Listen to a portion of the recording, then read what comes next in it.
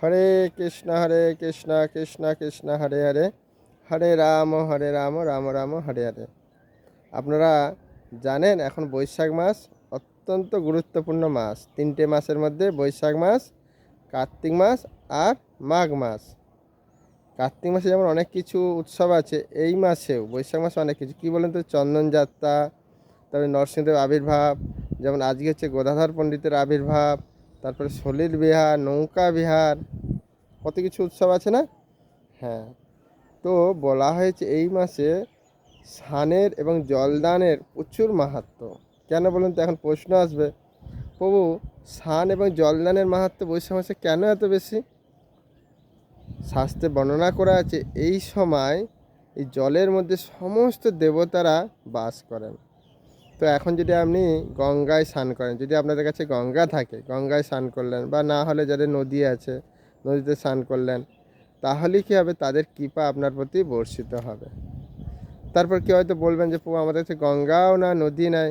চেষ্টা করবেন যেখানে গঙ্গা নদী আছে, 1 সপ্তাহ হোক, 15 দিন হোক, কমসে কম একদিন হলেও ওই গঙ্গা বা নদীতে স্নান করবেন। আর চেষ্টা করবেন ব্রহ্ম মুহূর্তে, সূর্য ওঠার আগে।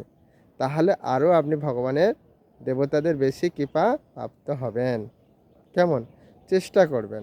আর দ্বিতীয় প্রশ্ন হচ্ছে কি, এই যে জল দান, এই সময় কি হয়, সমস্ত জীব, এমনকি পশু পাখি গাছপালা, এমনকি যত জগতের মানুষ সবাই খুব রোদের তাপে খুব কষ্ট পায় না?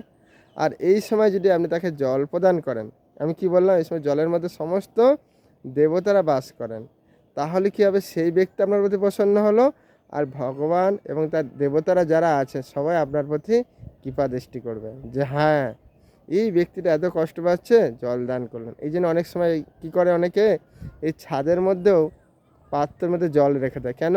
বিভিন্ন পশু পাখিরা এসে সেই জল পান করবে।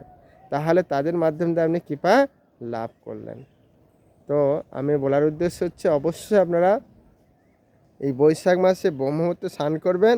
আর যদি সম্ভব হয় গঙ্গা যদি না হয় নদী, আর যদি না থাকে স্নান করার পরে গঙ্গাকে স্মরণ করে, আপনারা যেখানে স্নান করেন সেখানে স্মরণ করে গঙ্গা গঙ্গা গঙ্গা বলে হৃদয় থেকে স্মরণ করে স্নান করতে পারেন। কিন্তু যাদের কাছে নেই, এরকম নয় প্রভু বলে দিয়েছে আমি করবো না, যেখানে গঙ্গা আছে নদী আছে সেখানে অবশ্যই স্নান করবেন।